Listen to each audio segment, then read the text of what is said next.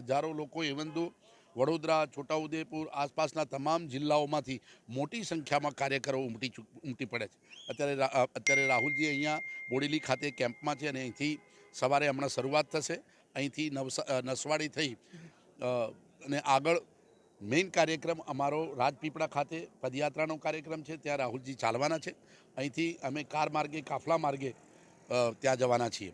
સાથે સાથે આપ જાણી શકો છો કે જે પ્રકારે આ દેશનું વાતાવરણ છે અને એ વાતાવરણમાં રાહુલજી એક મોટા નેતા તરીકે ઉભરી આવ્યા છે ને લોકોનો અવાજ બન્યા છે. સમગ્ર ગુજરાતની અંદર છેલ્લા 2 દિવસથી આ યાત્રા અત્યારે બોડેલી પહોંચી આવતીકાલે માંડવી ખાતેથી મહારાષ્ટ્રમાં પ્રવેશશે.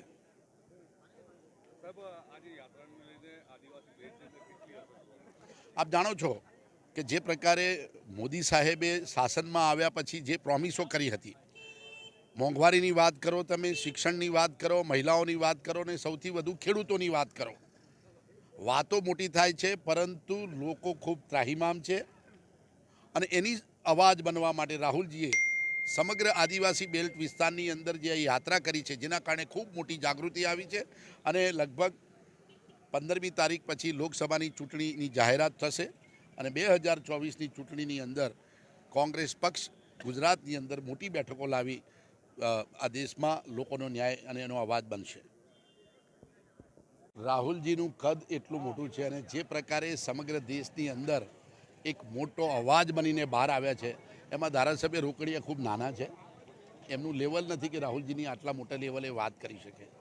મણિપુરથી નીકળેલી સમગ્ર ભારતના મધ્યના રાજ્યોમાંથી પસાર થઈ અત્યારે જ્યારે ગુજરાતમાં પહોંચી રહી હોય તો એનો જવાબ મોટા વ્યક્તિ આપવો જોઈએ. એમના કહેવાથી કંઈ ફરક ન પડે. આપ જોઈ શકો છો કે આ બોડેલીની જ વાત કરી શકીએ.